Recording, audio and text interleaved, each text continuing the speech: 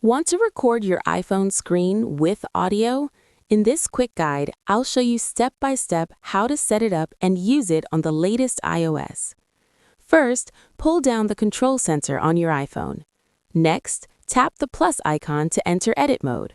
From here, tap Add a Control. Look for Screen Recording, then add it. It will now appear in your control center. Tap anywhere to exit edit mode. Now, long press the screen recording button. A menu will appear where you can turn the microphone on. When it says on, audio is enabled. You can also choose where to save your recording. By default, it goes to the Photos app.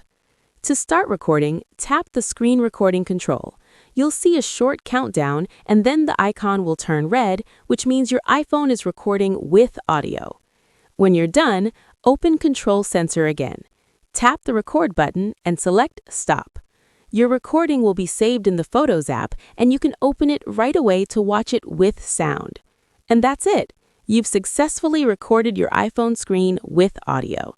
If this helped, like the video and subscribe for more quick iPhone tips.